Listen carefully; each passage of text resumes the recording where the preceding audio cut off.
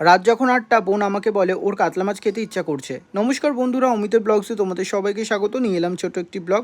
তাই মায়ের কাছ থেকে জোর করে টাকা নিয়ে আমি আর বোন চলে গেছিলাম ঝাউতলাতে কাতলা মাছ আনতে। এসেছিলাম কাতলা মাছ নিতে, কিন্তু পাশে দেখলাম জ্যান্ত কই মাছ লাফাচ্ছে। খেতে খুব টেস্টি হয়, তাই কই মাছও নিয়ে নিয়েছিলাম। তবে লোকটা বললো এটা নাকি দেশি কই। যাই হোক, ঠকে গেছিলাম। বাড়িতে গিয়ে জানতে পারলাম এটা হচ্ছে হাইব্রিড কই। কখনোই লোককে ঠকানো উচিত নয়, সত্যি কথা বলেই কিন্তু ব্যবসা করাটা উচিত।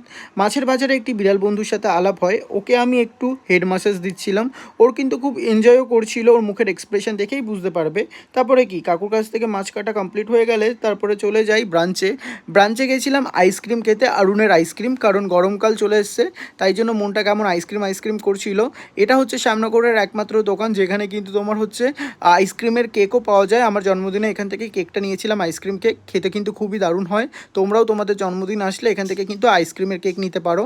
এদিকে বোন একটু রেগে গেছিলো, তাই ওকে একটু স্যান্ডউইচ খাইয়ে ওর রাগটা ভাঙালাম। তারপরে কি, আমি আর বোন যেখানে থাকি সেখানে তো মজা হবেই। এই করতে করতে আমাদের 9:30 বেজে যায়। বাড়িতে গিয়ে খুবই বকা খেয়েছিলাম, কারণ রান্না করতে অনেক লেট হয়ে গেছিলো। তো এটাই ছিল আজকের ব্লগ। কেমন হলো অবশ্যই লাইক কমেন্ট করে জানিও। চলো টাটা।